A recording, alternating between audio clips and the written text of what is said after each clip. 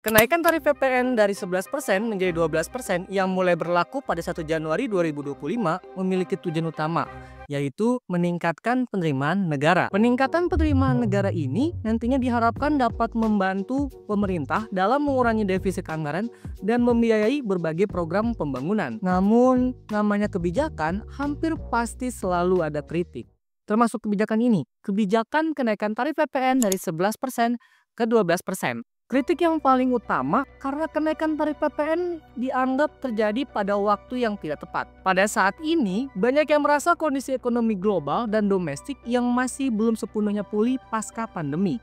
Kenaikan PPN dikhawatirkan akan semakin menekan daya beli masyarakat, terutama bagi masyarakat menengah ke bawah yang pendapatannya sangat terpengaruh oleh kondisi ekonomi. Selain itu, potensi inflasi dan perlambatan pertumbuhan ekonomi juga tetap jadi perhatian, sebab kenaikan PPN secara umum akan berdampak pada sebagian besar barang dan jasa yang ada. Memang ada beberapa kebutuhan pokok seperti beras, daging, telur, jasa pendidikan, transportasi umum, dan kesehatan dikecualikan dari kenaikan tarif PPN ini.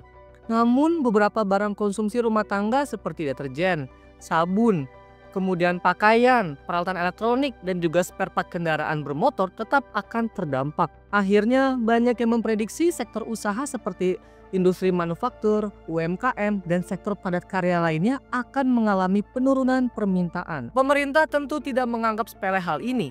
Terlihat dari upaya yang mereka lakukan dengan mengecualikan PPN untuk kebutuhan pokok seperti untuk tepung, kemudian juga minyak goreng curah, dan gula industri. Dengan skema PPN 11%, di mana yang 1%-nya ditanggung oleh pemerintah. Ini menunjukkan upaya sekaligus kepedulian pemerintah untuk terus menjaga stabilitas harga kebutuhan pokok di tengah masyarakat. Menurut Center of Economic and Law Study yang saya ambil dari Kompas, mereka memproyeksikan akan adanya penambahan pengeluaran bulanan bagi berbagai kelompok masyarakat.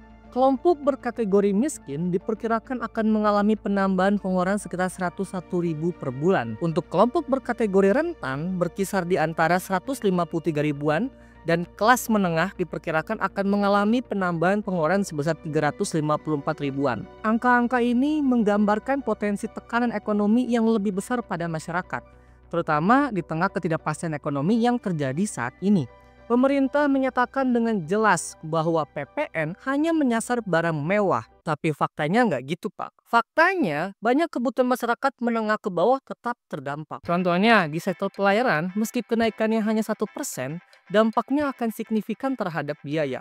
Ya, ini serius, terutama jika dikenakan pada kargo. Hal ini berpotensi meningkatkan biaya logistik dan berdampak pada harga barang secara keseluruhan. Patut disyukuri kalau kita perhatikan, pemerintah juga nggak cuek itu ke rakyatnya. Mereka masih memperhatikan dan mencoba meringankan beban yang ada dengan telah menyiapkan berbagai insentif dan kebijakan untuk memitigasi dampak negatif dari kenaikan tarif PPN itu tadi. Berbagai hal yang telah mereka siapkan, beberapa diantaranya seperti paket kebijakan ekonomi untuk kesejahteraan. Pemerintah mengalokasikan paket insentif senilai 445,5 triliun yang mencangkup insentif fiskal dan non-fiskal. Kemudian juga ada insentif untuk masyarakat secara langsung. Ini biasanya paling dirasakan ya. Beberapa contohnya seperti potongan PPh 21 untuk pekerja dengan gaji hingga 10 juta per bulan. Yang kedua, ada diskon 50% iuran JKK atau jaminan kecelakaan kerja selama periode Januari sampai Juni 2025. Yang ketiga, ada diskon tarif listrik sebesar 50% untuk pelanggan dengan daya 450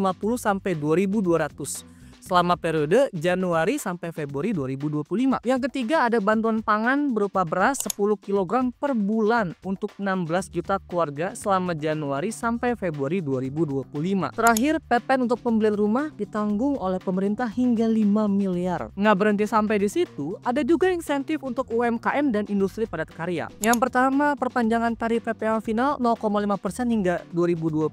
Kedua, pembebasan PPh untuk UMKM dengan omset di bawah 500 juta per tahun. Ketiga, pembiayaan revitalisasi mesin dengan subsidi bunga 5% untuk industri padat karya. Kemudian juga ada kebijakan-kebijakan lain yang terkait cukup mendukung. Seperti yang terbaru itu ada diskon tarif tol Trans Jawa pada periode Natal dan Tahun Baru. Salah satu tujuannya yang bisa saya tangkap agar banyak orang yang berpergian keluar kota dan melakukan banyak transaksi sehingga perputaran ekonomi menjadi lebih cair. Perlu diingat, sedari awal video ini saya tidak mengatakan setuju atau tidak setuju mengenai hal ini. Tetapi dari sini bisa kita lihat bahwa kenaikan PPN menjadi 12% sebenarnya kebijakan yang kompleks dengan berbagai dampak dan respon. Bagusnya pemerintah berupaya memitigasi dampak negatif yang ada melalui berbagai insentif. Namun, tentu efektivitasnya mungkin masih perlu dievaluasi karena dilihat secara sekilas saja tidak sebanding dengan beban yang ada.